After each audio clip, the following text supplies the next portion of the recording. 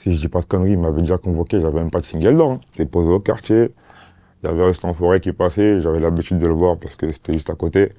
Et un jour, il passe, il me dit hey, Adjoul, il t'écoute, dinguerie, tout ça, tu vois. Franchement, après, ce qu'il faut savoir, c'est que moi, quand je suis arrivé, c'était un peu grâce à lui, tu vois ce que je veux dire ou pas. C'est-à-dire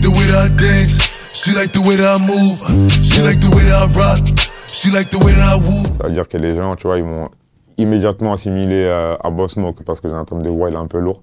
Tu vois, surtout au micro, c'est quelque chose qui m'a beaucoup servi, tu vois. J'ai pu m'approprier des codes parce que j'écoutais plus d'Adri qu'avant. C'est ça qu'il faut savoir.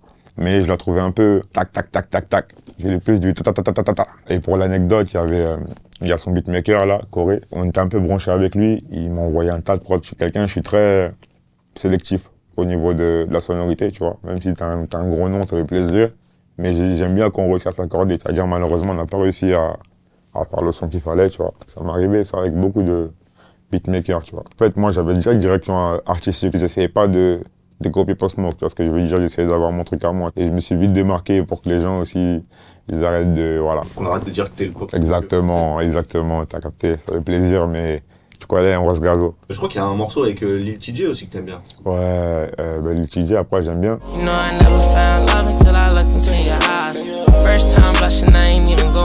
Surtout leur collaboration. Et c'était un peu qu'est-ce qu'on a fait nous aussi en France, tu vois. Quand moi je les ai vus directement, mon gars c'était Chakola, t'es en mode qu'est-ce qu'ils ont fait, c'est une dinguerie, hein, poteau, là, nous on doit faire la même chose ici, là. Allez, Kassav, pow. Kassav, bitches, elle veut Kassav. On arrive, des gens ils avaient jamais entendu ça en France, dinguerie. Et tu connais, sans faire exprès, il y a des gens ils s'inspirent de ça même en faisant leur truc. Moi je me rappelle quand je suis arrivé, les gens ils disaient la drill ça allait pas péter. Gang, gang, gang, gang, gang, gang. Tu regardes le top, frère, 70%, ça reste de la drill. Ouais, Codeine Crazy, c'est un son que j'ai découvert quand j'étais un peu plus jeune. C'est une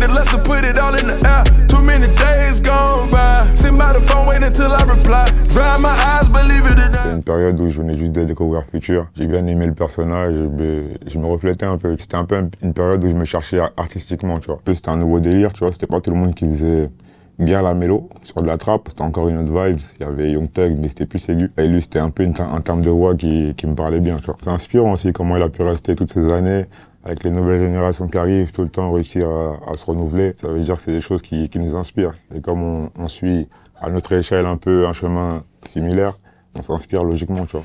C'était un moment de ma vie où j'étais posé un peu, je me ressentais pareil.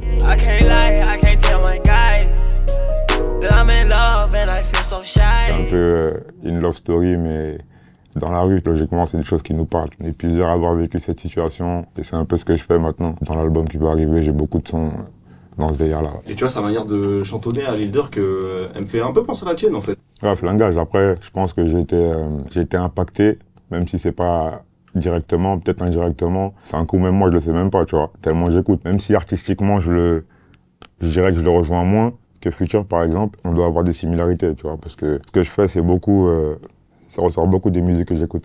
Dans la période ceux qui sont nés un peu dans les années 95, 94, etc.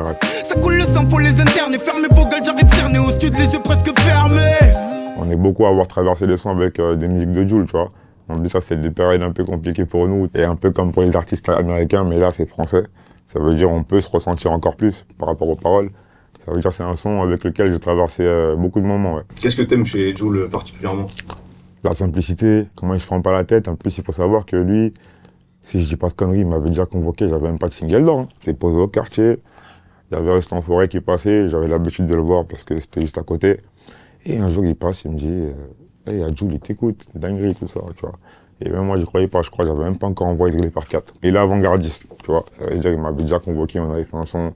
Par la suite, on s'était rattrapé, on a fait un son encore une autre fois. Tu connais, c'est quelqu'un, il est simple. Et je sais pas comment dire, dès qu'il a une idée, il hésite pas. Et c'est un peu un exemple, tu vois, pour vous, les un peu plus jeunes. On essaie de faire un peu la même chose, tu vois, rendre l'appareil aux jeunes. Tu vois, c'est un peu ce que j'essaie de faire un peu dans ma thématique. Et voilà, c'est inspirant. On reproduit. Je regardais ta liste et Jul, c'est le seul artiste français que tu cites. Ouais, après, c'est quoi le truc aussi qu'il faut savoir, c'est qu'avant, j'écoutais pas trop de rap français. On écoutait des rappeurs français, hein, tu vois ce que je veux dire, mais c'était pas H24. Moi, j'étais plus branché qu'Henry, moi, quand j'étais jeune. King Von Demon, après, c'est, comme je t'ai dit, c'est un son aussi avec lequel j'ai traversé une petite période et c'était quand je commençais bien à découvrir King Von, tu vois.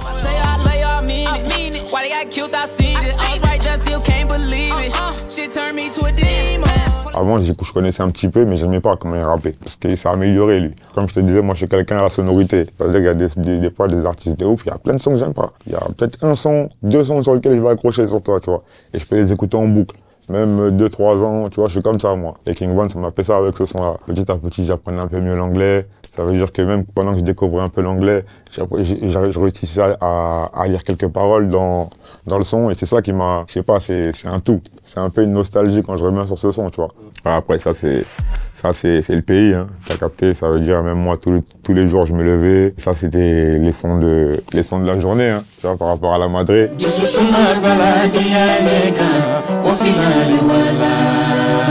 C'est un artiste guinéen, tu vois, un grand artiste guinéen chez nous. Ça veut dire que c'est des sons que je me suis toujours mangé jusqu'à présent. J'ai des frérots, ils sont même pas guinéens, tu vois. Ça veut dire même ils écoutent ça de loin, ça fait plaisir, tu vois ce que je veux dire. Après, c'est quoi? C'est que les générations, ça passe vite. Et les gens, maintenant, ils consomment la musique très très vite en Europe, on va dire. Il y a des coins, t'arrives, t'es en pétard. Il y a des coins, tu crois, t'es en pétard, t'es pas en pétard. Des artistes guinéens qui ont pété de fou, il y en a pas 100 000. Tu vois ce que je veux dire? C'est un petit pays.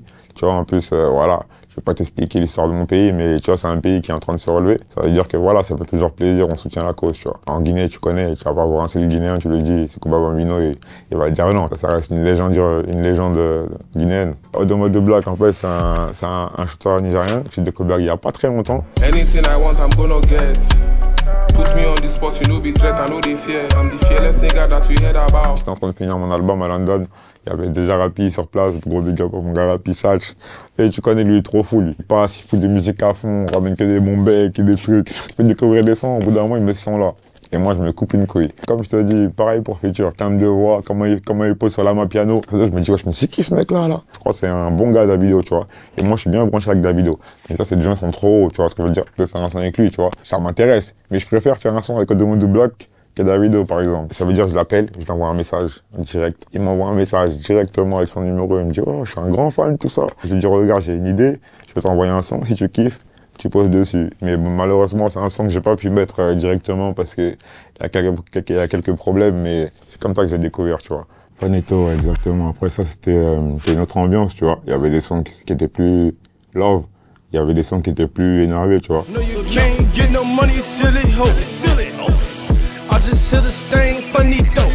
Et le délire des locks, comment il arrive, comment il est secoué. Comment l'atmosphère qu'il mettait dans les salles, en concert, showcase, tout ça, c'était des choses qu'on voulait reproduire nous-mêmes. Hein. C'est lui qui t'a fait découvrir la drill ou pas? J'écoutais des artistes qui faisaient un peu du même délire, tu vois. On va dire, dans ce délire-là, on va dire c'était encore une autre énergie, tu vois. Pour moi, ça ressemblait plus à de la trappe, parce que je comprenais pas les paroles. Donc je savais pas qu'est-ce qu'il disait, s'il parlait de faire quelque chose à quelqu'un. Je voyais plus ça comme un genre musical, tu vois ce que je veux dire. Après, Faneto, là, pour moi, c'était un peu révélateur drill. Au niveau même du BPM, tu captes, c'est plus accéléré. T'entends même un peu les mêmes symphonies, tu vois. Et là, tu captes, c'est plus drill que d'habitude. Mais les autres sons, comme I Don't Like, je vois plus ça comme de la trappe, t'as capté ce que je veux dire? Ouais, après, ça, c'est une autre mélodie, hein. J'aimais beaucoup écouter les chanteuses.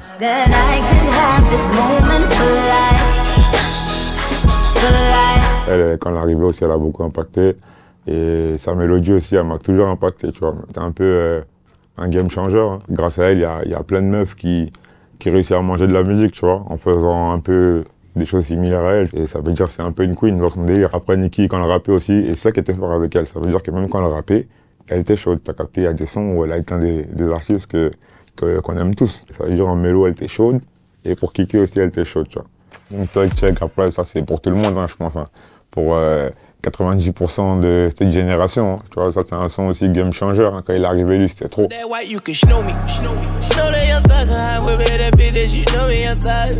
En plus, petit clip simple, un peu à la Chief Keef, mais dans son délire à lui totalement. Et même lui, il a encore sa personnalité, c'est encore autre chose. Il n'y a que lui qui peut faire ce qu'il fait. Après, bon, c'est vrai, il a formé un peu Gunna et Lil Baby, mais... Et même, ils vont faire des choses qui leur appartiennent à eux. Ils peuvent faire du Thug, mais pas comme Thug, tu vois ce que je veux dire ou pas? En fait, pour moi, Gunna, c'est le côté vraiment mélo, gentil de Young Thug, et Lil Baby, c'est le côté un peu sombre. C'est comme si eux deux, ça fait un Young Thug, tu vois ce que je veux dire ou pas? Moi, je vois un peu le truc comme ça, genre, ouais, libéré de prison, dinguerie. Ça y est, là-bas, je vois plus ça comme un pays. Je vois ça comme un film. On espère qu'il va nous faire des bons trucs, hein. J'espère qu'on l'a pas libéré pour rien.